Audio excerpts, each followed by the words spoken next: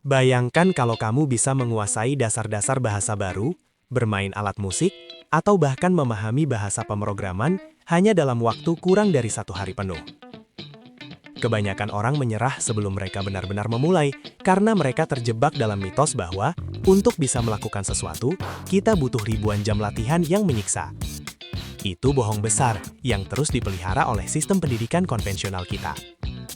Kamu harus tetap di sini sampai detik terakhir, karena apa yang akan kita bahas bukan cuma teori motivasi, melainkan metode konkret yang akan mengubah cara otakmu memproses keahlian baru selamanya.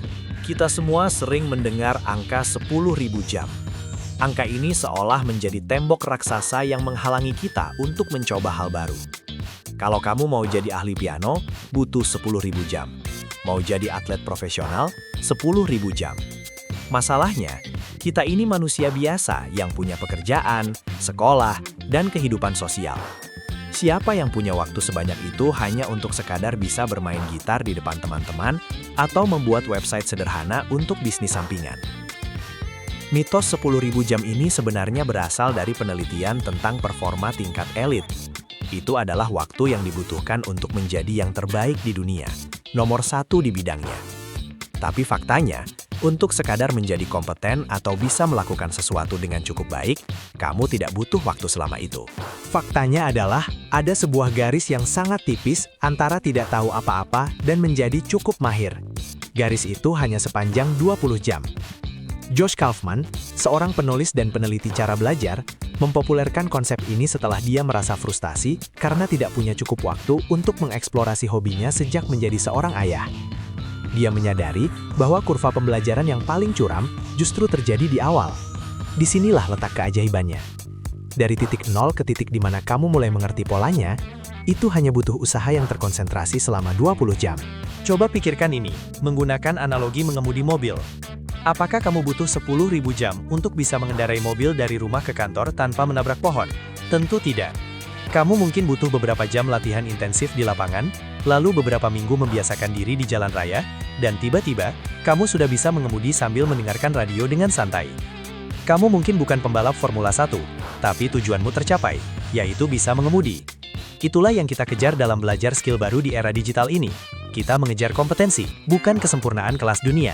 Lalu bagaimana cara membagi 20 jam ini agar tidak berakhir menjadi kesia-siaan? Langkah pertama yang paling krusial adalah dekonstruksi.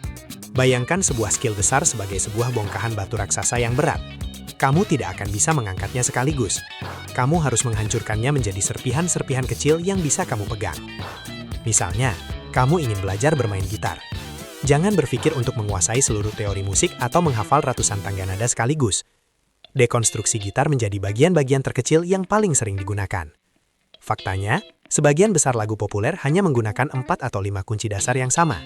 Kalau kamu fokus belajar 4 kunci itu saja, kamu sudah bisa memainkan ratusan lagu dalam waktu singkat. Inilah yang disebut prinsip Pareto atau aturan 80/20. 80% hasil yang kamu inginkan sebenarnya berasal dari 20% usaha yang tepat sasaran. Setelah kamu memecah skill tersebut menjadi bagian-bagian kecil, langkah kedua adalah belajar secukupnya saja untuk bisa mengoreksi diri sendiri. Ini adalah poin di mana banyak orang salah arah. Di era digital ini, kita sering terjebak dalam apa yang disebut sebagai jebakan riset. Kita mengumpulkan puluhan buku, berlangganan 10 kursus online, dan menonton ratusan video tutorial di YouTube tanpa pernah menyentuh alat praktiknya. Kita merasa sedang belajar, padahal kita hanya sedang menunda-nunda. Belajarlah secukupnya sampai kamu tahu kapan kamu melakukan kesalahan. Kalau kamu belajar coding, pelajari sintaks dasar sampai kamu tahu kenapa kode itu error saat dijalankan. Jangan menunggu sampai kamu hafal seluruh dokumentasi bahasa pemrograman tersebut. Belajar sambil melakukan adalah kunci tercepat untuk memasukkan informasi ke dalam memori jangka panjang. Langkah ketiga adalah menyingkirkan hambatan untuk berlatih. Kita hidup di dunia yang penuh dengan gangguan. Notifikasi ponsel, media sosial, televisi, atau bahkan rasa malas adalah musuh utama dalam 20 jam pertama ini. Kamu harus menciptakan lingkungan yang membuatmu tidak punya pilihan selain berlatih. Jika kamu ingin belajar menggambar, letakkan buku gambar dan pensilmu di atas meja kerja. Jangan disimpan di dalam laci. Jika kamu ingin belajar bahasa baru, hapus aplikasi game di ponselmu dan ganti dengan aplikasi belajar bahasa di layar utama.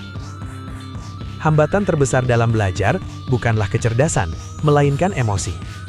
Kita takut terlihat bodoh. Kita takut merasa frustrasi saat pertama kali mencoba. Dengan menyingkirkan gangguan fisik, kita memberikan ruang bagi mental kita untuk fokus pada rasa frustrasi yang sehat di awal pembelajaran. Langkah keempat, dan yang paling menentukan, adalah berlatih minimal selama 20 jam.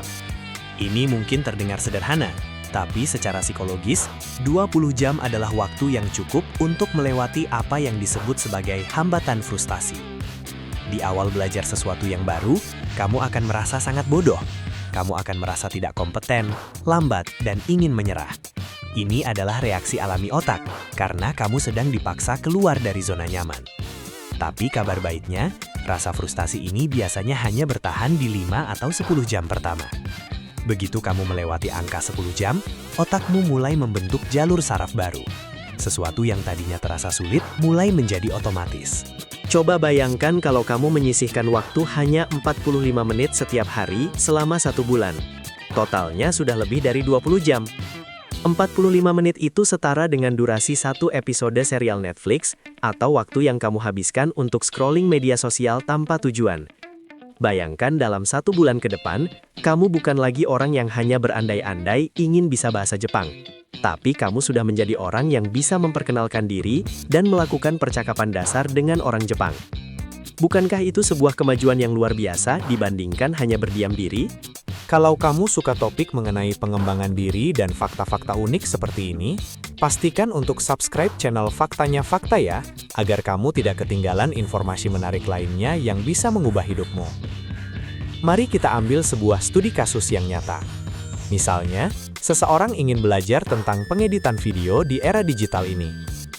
Kalau dia mengikuti pola lama, dia mungkin akan mendaftar kuliah penyiaran selama 4 tahun. Tapi dengan metode 20 jam ini, dia mulai dengan dekonstruksi. Apa yang paling penting dalam edit video? Ternyata hanya 3 hal: memotong klip, menyambung klip, dan mengatur volume suara. Dia tidak perlu belajar tentang color grading tingkat lanjut atau efek visual ala film Hollywood di hari pertama. Dia mencari satu tutorial yang menjelaskan cara menggunakan software edit video sederhana. Dia berlatih mengedit video durasi 1 menit selama 40 masa menit setiap hari. Pada minggu pertama, dia mungkin masih bingung mencari letak tombol potong. Pada minggu kedua, dia mulai paham pintasan keyboard. Pada minggu ketiga, dia mulai bisa menambahkan teks dan transisi. Di jam ke-20, dia sudah bisa menghasilkan video yang layak tonton untuk YouTube atau media sosial. Dia belum menjadi editor profesional, tapi dia sudah punya skill yang bisa dia gunakan untuk mencari uang atau berkarya. Atau mari kita lihat contoh lain dalam belajar bahasa. Banyak orang menghabiskan bertahun-tahun di kelas bahasa, tapi tidak bisa bicara sepatah kata pun saat bertemu orang asing. Kenapa? Karena mereka belajar dengan urutan yang salah. Mereka fokus pada tata bahasa atau grammar yang rumit. Dengan metode 20 jam, kamu fokus pada 1000 kata yang paling sering digunakan dalam bahasa tersebut. Faktanya, dalam hampir semua bahasa di dunia, 1000 kata teratas mencakup sekitar 75 hingga 80% dari percakapan sehari-hari. Jika kamu mempelajari kata-kata ini secara intensif dan mempraktikannya dalam kalimat sederhana selama 20 jam, kamu akan jauh lebih mahir daripada orang yang belajar tata bahasa selama setahun, tapi tidak pernah praktik. Satu hal yang harus kamu pahami adalah perbedaan antara bakat dan kemahiran.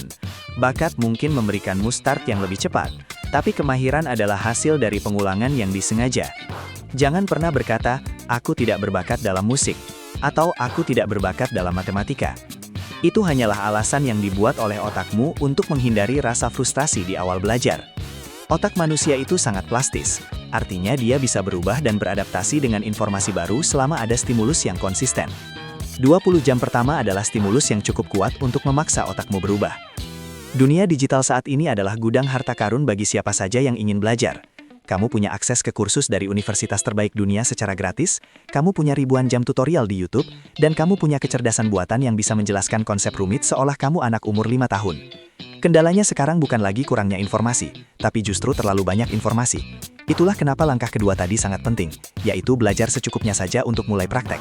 Jangan biarkan dirimu tenggelam dalam lautan informasi tanpa pernah menyentuh air untuk berenang.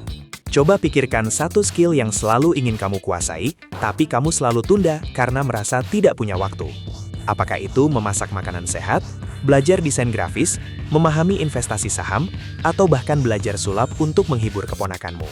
Apapun itu, ambil sebuah kertas dan tuliskan 4 langkah yang sudah kita bahas tadi. Dekonstruksi skillnya, cari sumber belajar minimalis, singkirkan gangguan, dan komitmen untuk melakukan 20 jam pertama tanpa peduli seberapa buruk hasilnya di awal. Faktanya, banyak orang hebat yang kita lihat sekarang sebenarnya memulai dengan cara yang sama. Mereka tidak langsung lahir sebagai ahli. Mereka hanya orang-orang yang berani melewati jam-jam pertama yang memuakkan saat mereka merasa tidak kompeten. Mereka bertahan saat orang lain memilih untuk berhenti. Dan dengan metode 20 jam ini, kamu sedang memotong jalan pintas yang sangat besar. Kamu tidak perlu menunggu bertahun-tahun untuk merasakan kepuasan karena bisa melakukan sesuatu yang baru. Ada sebuah fenomena psikologis yang menarik yang disebut sebagai efek Dunning-Kruger. Di awal belajar, begitu kamu tahu sedikit saja, kepercayaan dirimu akan melonjak sangat tinggi. Kamu merasa sudah tahu banyak hal. Lalu seiring berjalannya waktu, kamu baru sadar betapa luasnya bidang tersebut, dan kepercayaan dirimu menurun. Metode 20 jam ini sebenarnya membantu kamu memanfaatkan lonjakan kepercayaan diri di awal itu untuk membangun fondasi yang kuat. Begitu kamu melewati 20 jam dan sadar bahwa masih banyak yang belum kamu tahu, setidaknya kamu sudah punya dasar untuk memutuskan apakah kamu ingin lanjut ke tingkat 10.000 jam untuk menjadi ahli, atau cukup berhenti di situ karena tujuanmu sudah tercapai. Seringkali, rintangan terbesar kita adalah ego kita sendiri. Kita takut terlihat bodoh di depan orang lain, atau bahkan di depan cermin. Kita ingin langsung terlihat keren seperti para profesional yang sudah berlatih selama puluhan tahun. Tapi ingatlah, setiap ahli di bidang apapun, dulunya adalah seorang pemula yang berani terlihat bodoh. Keuntungan belajar di era digital adalah kamu bisa melakukan 20 jam pertamamu secara privat. Tidak ada yang perlu melihat kegagalanmu saat pertama kali mencoba coding, atau saat suaramu fals ketika belajar menyanyi. Kamu punya ruang privasi untuk berbuat salah sesuka hatimu. Penting juga untuk mengatur waktu dengan cara yang cerdas. Jangan mencoba melakukan 20 jam dalam 2 hari berturut-turut tanpa tidur. Otakmu butuh waktu untuk mengonsolidasikan informasi, terutama saat kamu tidur. Latihan yang tersebar, misalnya 1 jam sehari selama 20 hari, jauh lebih efektif daripada latihan maraton 20 jam sekaligus. Saat kamu tidur, otakmu akan mengulang kembali apa yang sudah kamu pelajari dan memperkuat koneksi sarafnya. Jadi, konsistensi harian jauh lebih berharga daripada intensitas yang meledak-ledak tapi hanya sekali dilakukan. Sekarang bayangkan perasaan bangga yang akan kamu rasakan setelah 1 bulan dari sekarang. Saat kamu bisa menunjukkan sebuah karya, atau berbicara dalam bahasa baru, atau memainkan sebuah instrumen musik yang selama ini hanya jadi pajangan di sudut kamar. Perasaan mampu menguasai sesuatu yang baru adalah salah satu pendorong kebahagiaan terbesar manusia. Itu memberi kita rasa kendali atas hidup kita. Kita bukan lagi penonton pasif di dunia ini, melainkan peserta aktif yang terus berkembang. Jadi, jangan biarkan rasa takut atau mitos 10.000 jam itu menghentikan langkahmu. Dunia ini terlalu luas dan menarik untuk hanya dikuasai di 1 atau 2 bidang saja.